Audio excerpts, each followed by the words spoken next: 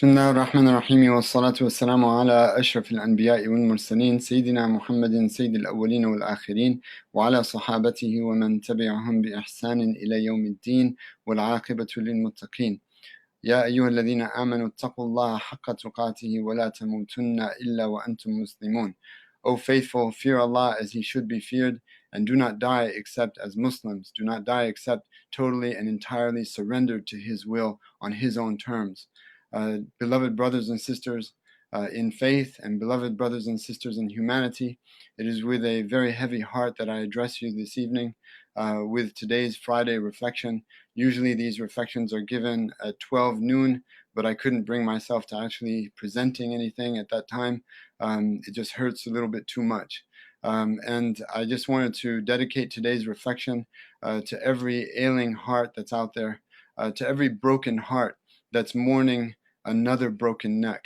I'd like to dedicate this reflection to every African American who fears leaving his home and perhaps not returning back to his family. I'd like to dedicate it to every African American who has played such a pivotal role in my life, in my adolescence, in middle school, in high school, and all throughout college. People like Demetrius Myers, James Carey, Dana LaBom. These were my closest friends growing up. People like Mahmoud Brent, Mustafa Brent, Councilman Mustafa Brent, people like Safir Rab, people like Omar Rushdan, Malik Delane, Kofi Rashid, Omar Davis, Rasan Batin, people like Omar Ewing. These people have today the lion's share of any good that I do in the world. And so I dedicate this reflection to you today. And at the risk of over sentimentalizing black pain, which is not my intention to do. I do not mean to sentimentalize black pain today with this reflection, but this reflection does come from a place of pain, and it's because history continues to repeat itself. And so the last words of Mr. George Floyd echoed the same words of Eric Garner. We would have imagined that George Floyd, a gentle giant and a loving father, as he was described by those closest to him, would have been able to gather his children together on his deathbed and give his last words. But his last words were, "I can't breathe." And we said never again after Eric Garner, but yet it's happened again. And so I would like to, if you don't mind and if you would entertain me, read to you a reflection that I would like to dedicate to the family of George Floyd and to every ailing heart and to every person of conscience who is grappling with what is happening in our nation this week and what is happening in our nation every single day and every single night. We just happen to have video footage of this one incident. Anyone who surrenders himself to the facts of history without the slightest semblance of empathy in his conscience or sincerity in his spirit will find it most difficult to lay eyes upon the next African American he beholds and not see him as a prince worthy of the deepest gestures of respect, indebtedness, love, and desire for genuine brotherhood. These noble sons and daughters of the men and women who bore this nation on their lacerated backs, many of whom, after having been seized from beloved lands, toiled plantations for generations until Lincoln's proclamation fated them to hang from trees lit on fire, as photographers would instruct the Klan's children to say cheese. These noble sons and daughters, far too many among whom Uncle Sam has quarantined to cages to waste away their lives for possession of the drugs that he all but prescribed for them. These noble sons and daughters, many of whom are still today slaving to make ends meet, only to come home to eviction notices nailed to the front doors of their foreclosed homes in neighborhoods unendurable and hardly livable in the first place. These noble sons and daughters, many of whom are industrialized into song and dance for the amusement and entertainment of onlookers who marvel at the form and rhythm of their bodies on display for a paltry price. These noble sons and daughters who were infiltrated, sabotaged, imprisoned, tapped, or forced at gunpoint to surrender, the likes of Prosy, Vesey, Turner, Douglas, Tubman, Dubois, Garvey, Elijah, Malcolm, Parks, King, Wallace, Mandela, and anyone else whose tongue dared to echo the dormant call for justice reverberating deep within every human conscience. But in voicing that call, not one of said warriors assumed the posture of victim or entertained that discourse. Rather, they were moral agents for change and champions for civil rights and human dignity, equity and equality, and social and economic justice. Their courage, honor, and hope thwarted a vicious and demonic institution from perpetuating one of the most egregious crimes ever perpetrated against humanity, and their successes, in the words of the Honorable Nelson Mandela, owed to their sacrifice, passionate self-denial, and persistent effort. And the challenges that face the inheritors of their legacy are just as formidable, just as daunting in an era of despair that lurks in the dark motives behind what has been familiarized to us as political promise for change. All told, I look upon the countenances of these fine and noble sons and daughters in utter awe and disbelief, and I read in their eyes the narratives of 1,000 Solomon Northups, seized by their own countrymen and sold to devilish slavers in a treacherous enterprise of black-on-black crime, boarded onto ships in fetters with no means for escape except into the fatal embrace of smallpox or the lurking seas below, auctioned off as horses, and sold to the highest bidders as they weep their screaming farewells to blood and friend, stripped of their languages, religions, tribal affiliations, names, and very souls, having the manhood whipped out of them, while their womenfolk were beaten into rape over and again, appraised in the newly ratified Constitution at 3/5 of their own Constitution, compelled to serve in squadrons to perpetuate that hellish institution, drawing the life out of them day after night and night after day, emancipated, but to hang from trees at the hands of disgruntled ex-Confederates, their former comrades on the battlefield, Jim Crowed from the plantation to segregation to the institutionalization of discrimination, and they stood tall through it all. Yes, I look into these eyes that have withstood the ravages of time, and I revere each of you, the scholar and the student, the entrepreneur and the janitor, the doctor and the cashier, the white and blue collar worker, the lawyer and the inmate, the drug dealer and the addict, the president and the beggar. And I declare unto you that there is something stirring within you, nothing short of saintly in my eyes. Shine forth, dear Black Prince, and when you are in the presence of saints, you sit at their feet and subsume yourself in the knowledge that they possess and in their spiritual states. And perhaps by listening to the stories of these noble sons and daughters, we might thereby restore part of our own humanity. For the Muslim community is far from Muhammadan when it comes to embracing all of its nations and tribes as brothers.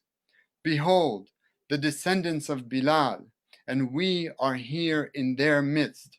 For every citizen of this country who came here by choice enjoys his freedom at the expense of those who came here by force. We reap the fruits of the seeds that their blessed hands first planted here in 1619. The time is long overdue for us to have a genuine conversation in this country, since all those who claim Bilal as their master, as heirs in faith or blood, still find themselves today in segregated mosques, maintaining separate annual national conventions in the same cities on the same weekend, dismissing without the slightest consideration any proposal of intermarriage, and turning a blind eye to the mapping of America's ghettos with liquor stores, a good percentage of which are owned and run by Muslims, who till this very day refer to their patrons as slaves, to say nothing of a host of other repugnant and contemptible practices, the least of which is not even returning the greeting of peace. And so the saga continues. Malcolm X once said, some 50 or so years ago, "That's not a chip on my shoulder, that's your foot on my neck." Behold, one more chapter to perpetuate the story, that of George Floyd, described by a close friend of his as an angel that we have demonized and killed, and by another as a loving father, a gentle giant. His killers were all criminals in uniform. As the Arab saying goes, hamiha haramiha. Its criminals are those who protect and serve. The main perpetrator in this murder, the one with the iron knee, had 18 prior complaints waged against him.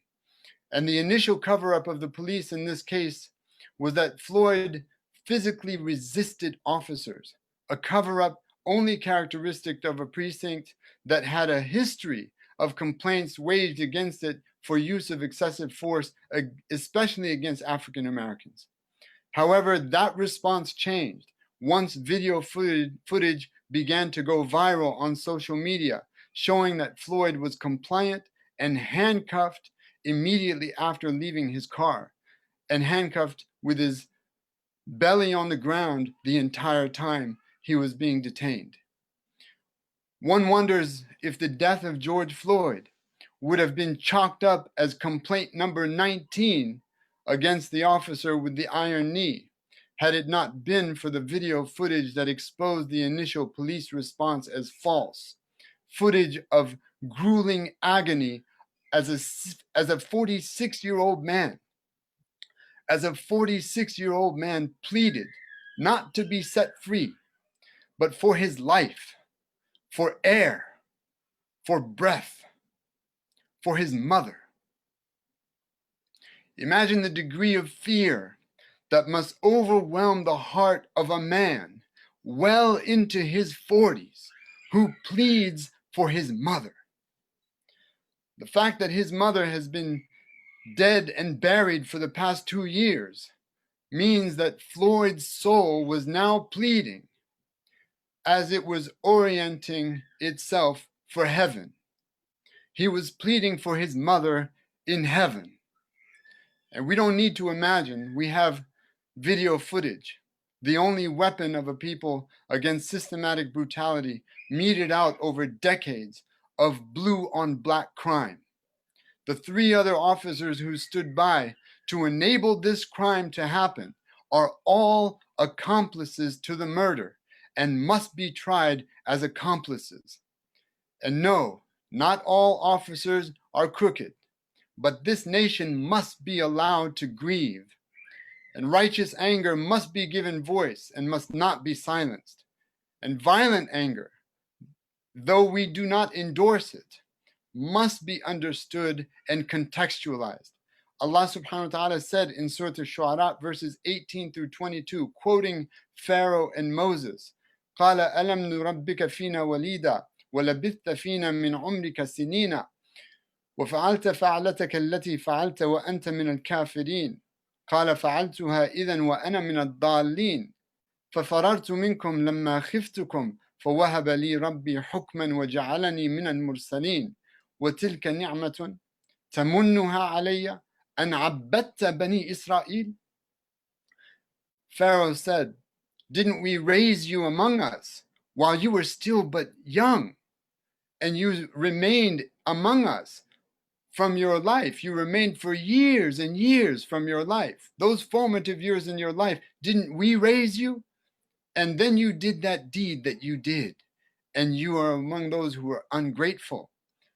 And so Moses responded, I did it in that case in error. Moses didn't intend to do what he did. He didn't intend to kill that man. He intended to restore the balance of justice. That's what he intended. فَفَرَرْتُ مِنْكُمْ. So I fled from you, and I feared you. And so my Lord gifted me with wisdom and counted me among those who were sent as messengers. And is this the favor? And is this the favor you have conferred upon me? That you have enslaved the children of Israel? Is this the favor that you're reminding me of today now in this public square? Is this the favor that you're now reminding me of? That you have enslaved the children of Israel. In this passage, Pharaoh tried to assuage Moses through a diversionary tactic.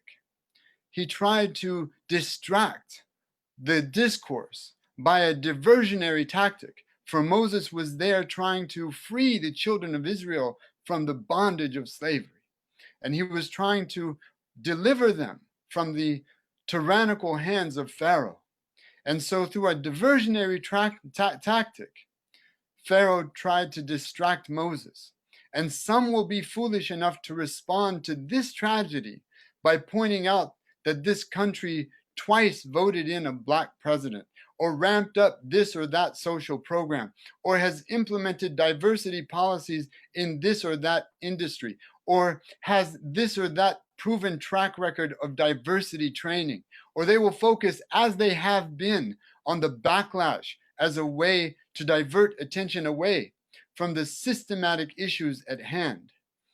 But Moses was undeterred, and he kept on message, and he refused the cognitive frame, and he did not play into the pharaonic narrative, and he spoke truth to the powerless, for Allah possesses all power. And this is the favor you have conferred upon me, that you have enslaved the children of Israel.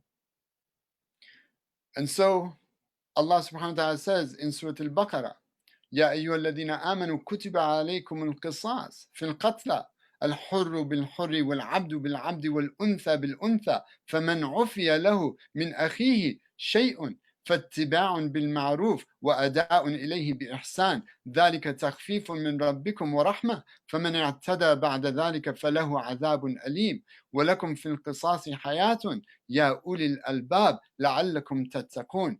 O faithful, retaliation is prescribed for you when blood is shed.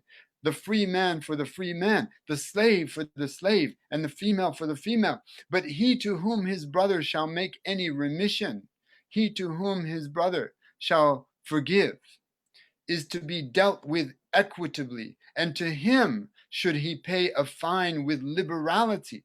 That is an alleviation from your Lord and compassion.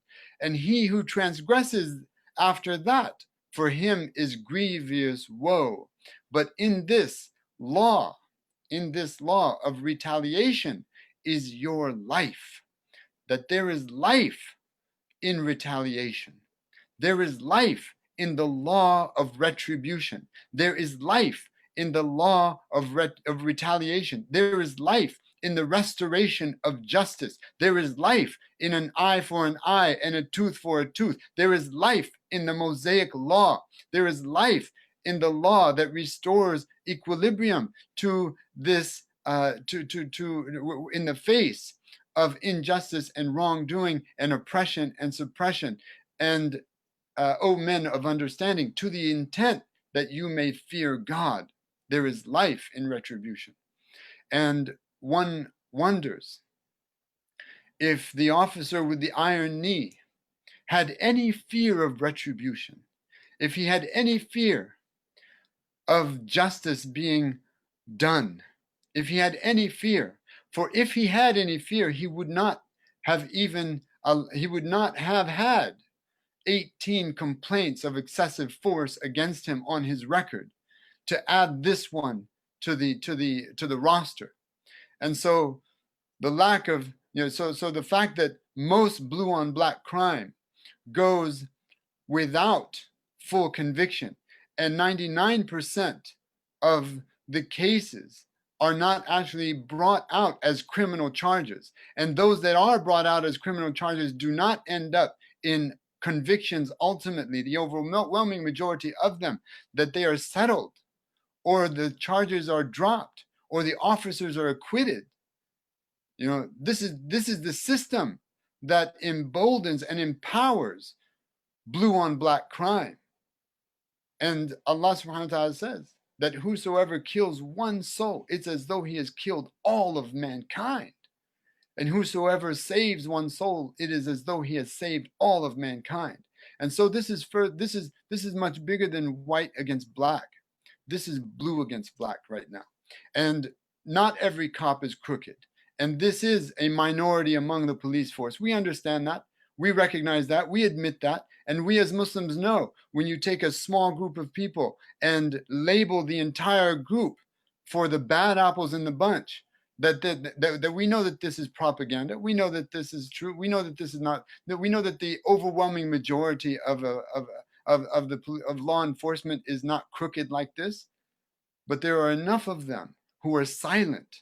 There are enough of them who are silent, who will not blow the whistle that we are calling out today.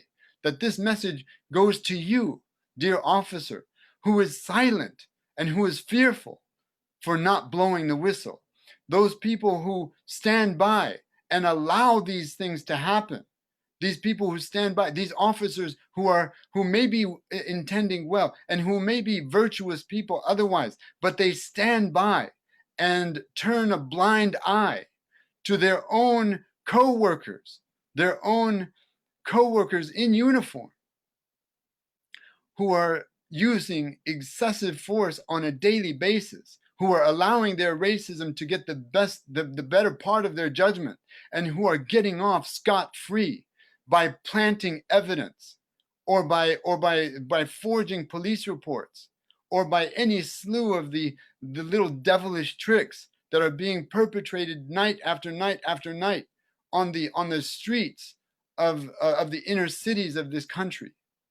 We are calling upon you to blow the whistle and to stand up for truth and justice, and to stand up for those who are voiceless, to stand up for those who can no longer breathe because the iron knees of your co-workers is on their necks. And Malcolm X said that it's not a chip on my shoulder, it's your foot on my neck. It's not a chip on my shoulder. This is not the echoes of angry black people. Oh, just another angry rant. No, your foot for decades has been on the necks of African Americans in this country. And it is long overdue that you stand up and that you call out your co-workers for the crimes that they continue to perpetrate and perpetuate against innocent people on these streets. People who are already handcuffed with their stomachs on the ground, already handcuffed. What threat did George Floyd pose to anyone handcuffed when you are four people when it was just one person on his back and three other people pushing the public away to allow for the crime to happen? And so this is not just white against black. Those officers weren't all white. They weren't all white. This is not a white against black thing. This is a blue crime this is blue against black crime. That's what this is. That's what this is. And what you need to do, if you are within earshot of this message, is you need to call out your co-workers. You need to call them out. And so Allah subhanahu wa ta'ala says, or Allah's Messenger sallallahu alaihi wasallam has said, that one of the most blessed things that he had ever partaken in the days that preceded his prophecy even, was called Hilful Fudul.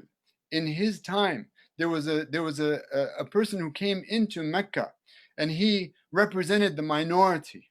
He came into Mecca, and he was from Yemen, and his rights were taken away, his money was taken away from him.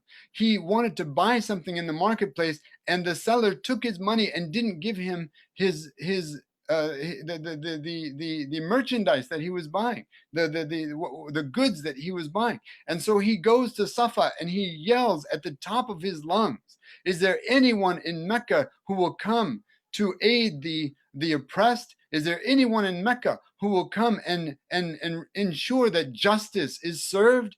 And so the leading people in Mecca, the politicians of Mecca, got together and they agreed that no one would go with his rights not redressed in Mecca. And the Prophet Muhammad ﷺ, before he was called to prophecy, he attended that meeting and he said it was one of the most blessed things that he had ever partaken in. And had it happened after Islam, he would have gladly partaken in it. And so this is a moment where we must have an alliance of virtue.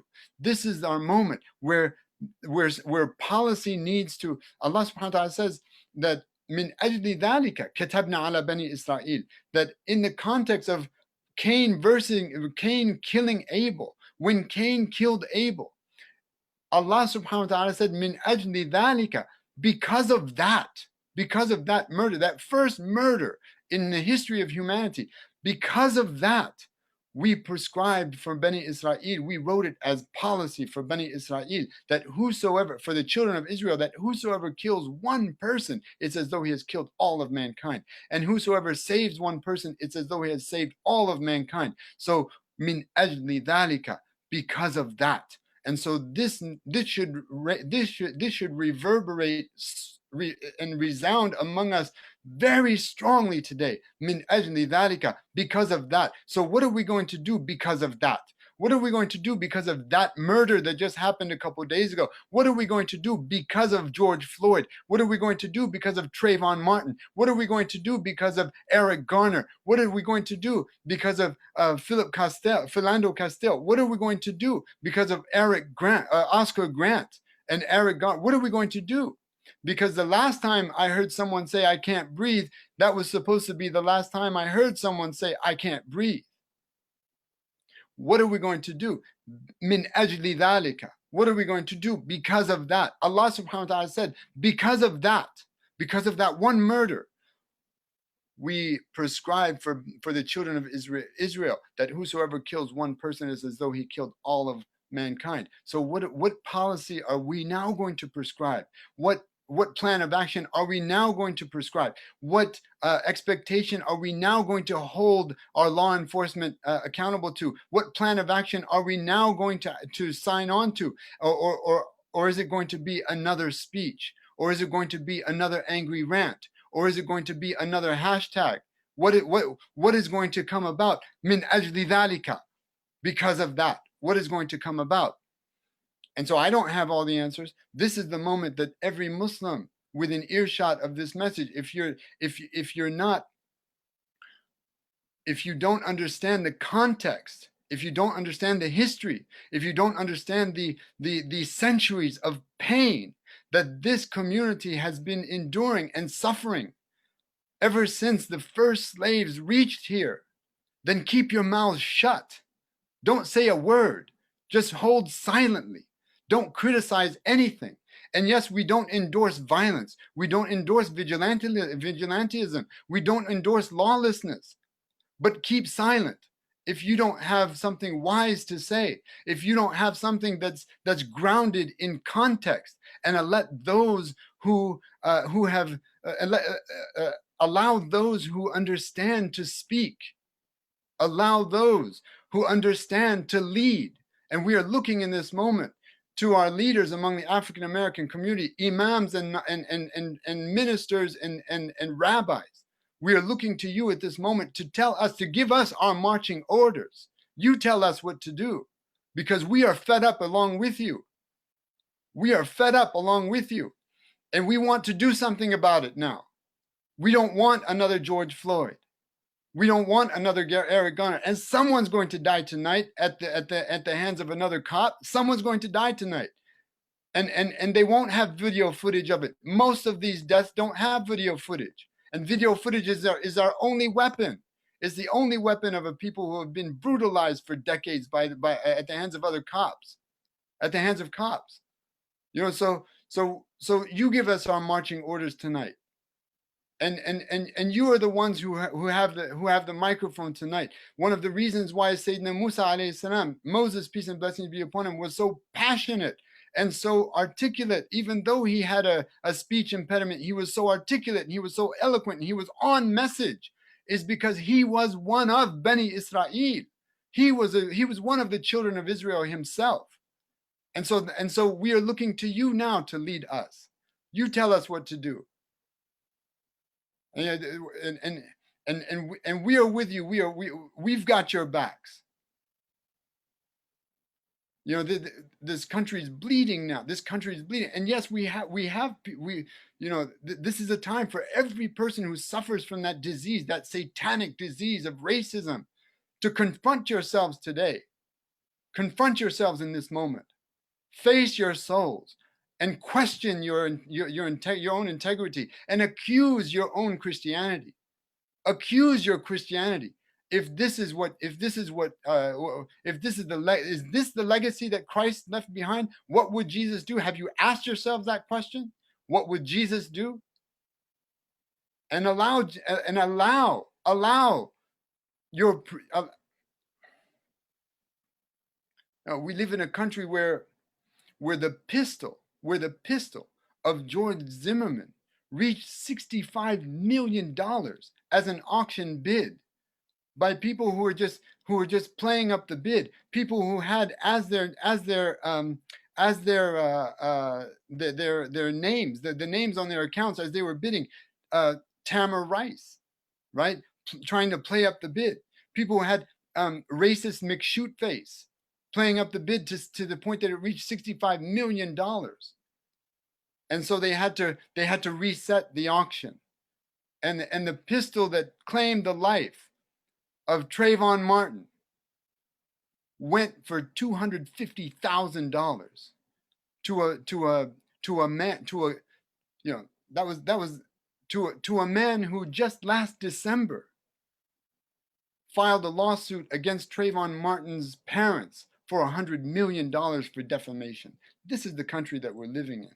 These are the elements of society that we have to that are rejoicing tonight, that are rejoicing this entire week, that are now pointing the finger at what's happening in Minneapolis and saying, "See, I told you so." See, and they're congratulating one another, high-fiving one another. And so we really do need to take an assessment of ourselves. We really need to hold law enforcement accountable. The community members, the religious leaders of the community, the politicians of every community, every local community, because this has to happen from the bottom up, if not from the top down. We don't expect anything from the top down.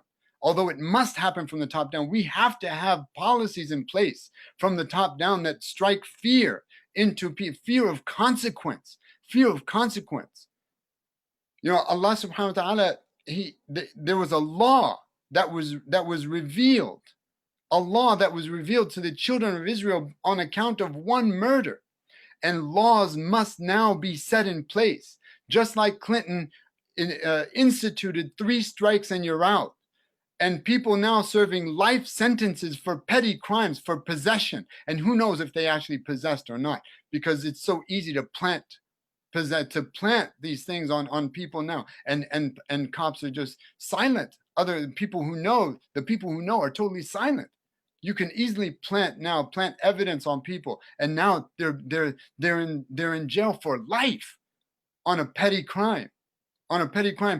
Through because they concealed drugs, because they had drugs, and who brought the drugs into this country in the first place? Who allows the drugs to come into this country in the first place? And this is a broken record from the 60s. This is a broken record.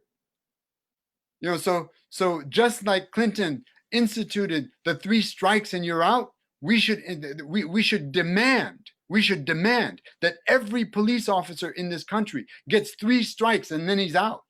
You get 3 strikes and you're out. You have 3 complaints of use of excessive force and you are out. That should be the institute. That should be the policy. If this country responds with any sense of morality, with any sense of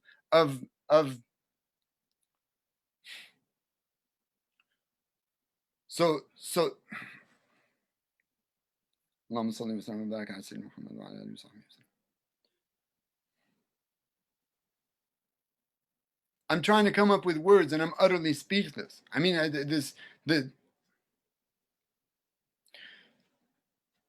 the prison industrial complex,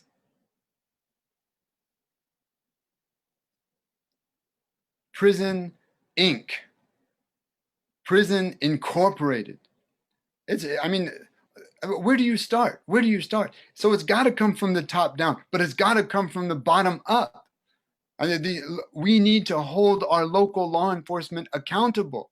People need to organize. We need to organize to ensure and to hold local law enforcement accountable, to have these meetings with council members, to have meetings with local law enforcement to ensure and to hold their feet to the fire. What training are you giving your officers? And we need to see proof of it. We need to see evidence of it. And anyone who raises a complaint, we need to follow up on that and not allow this thing to play itself out in the court system, because we know what to expect from the court system. So I don't have the answers. I'm waiting for my marching orders, and we have to do something about this, because justice, like Amir Sulaiman said, justice is between the zeal of the young and the patience of the old. It's the zeal of the young. If it's left unchecked, it can lead to what's happening in Minneapolis, and that's one extreme. And the patience of the old, if it's left unchecked, could lead to apathy. And so justice is right there in the middle. And so our anger must be righteous, and it must be channeled in a way that's going to bring about change.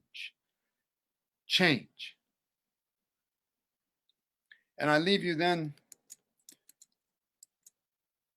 with the words of a much more eloquent poet and a much more eloquent artist, the words of my dear brother, my dear friend, Brother Ali, who's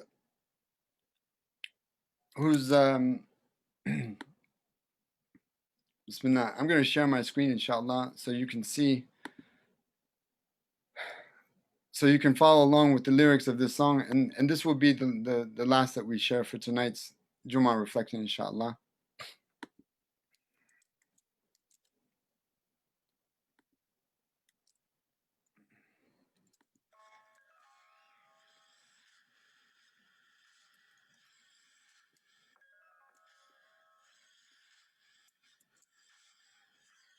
Dear black son, there's people you've never met who fear and hate you for something that you never did.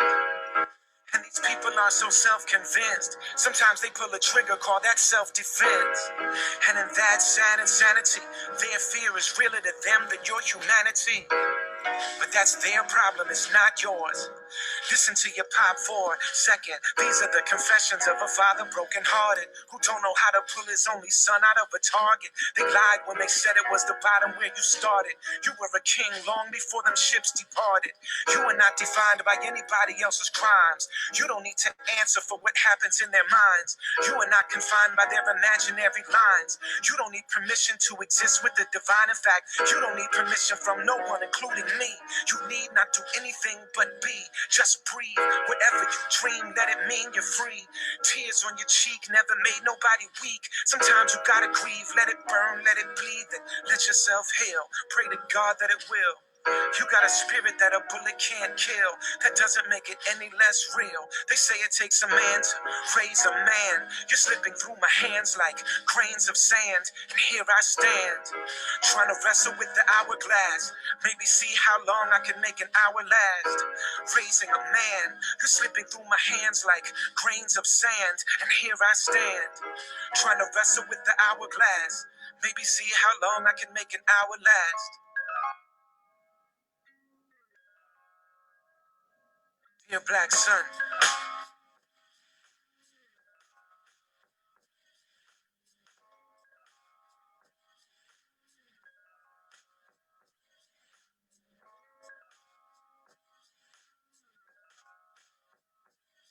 Dear black son, I can't protect you like I want to. I never judge you, all that I can do is love you. And that's all anyone can ever do is love you. All I can do is wonder, how can anyone not love you? They recognize divine in you, so they try to find themselves by defining you. They're living in a myth that they don't want to lose, and now they're too terrified to face your kind of truth. Every single time you shine is proof that they might have threw a chain around your body, never conquered you. They don't always honor you, but they love your culture. Let me show you how to move when the laws approach you. It's best to keep your hands where they can see them, and try to understand that you're not even what they're peeping. They don't see a sweet kid that loves his little sister. Their mind is seeing 500 years of pictures. In fact, they don't visualize a kid, they see grown man imagery, mythic masculinity. You are not their fetishes or fears, nor my ambitions and tears. Nothing can interfere. Gotta trust our seeds once we sow them. We hold them when they're growing, but we never really own them. We love up, own them, and play with them and pray for them. And cling very closely to the moments. They say it takes a man to raise a man. You're slipping through my hands like grains of sand. And here I stand, trying to wrestle with the hourglass. Maybe see how long I could make an hour last. Raising a man, you're slipping through my hands like grains of sand. And here I stand, trying to wrestle with the hourglass. Maybe see how long I can make an hour last. Dear black son.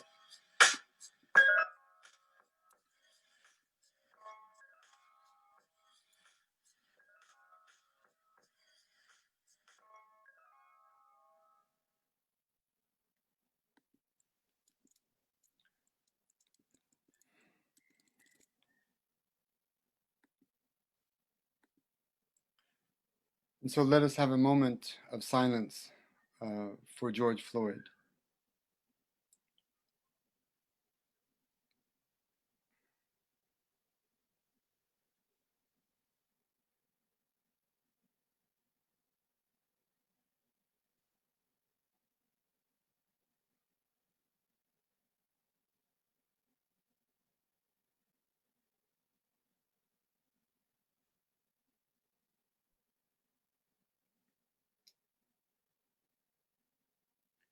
And Al-Fatiha for his family and for every ailing heart out there in the nation tonight.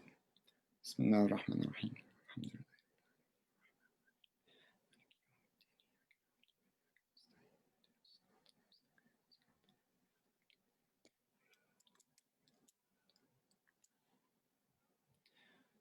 صلى اللهم وسلم وبارك على سيدنا محمد وعلى آله وصحبه وسلم تسليما. اللهم صل وسلم وبارك على سيدنا محمد وعلى آله وصحبه وسلم تسليما. اللهم صل على سيدنا محمد وعلى آله وصحبه وسلم تسليما.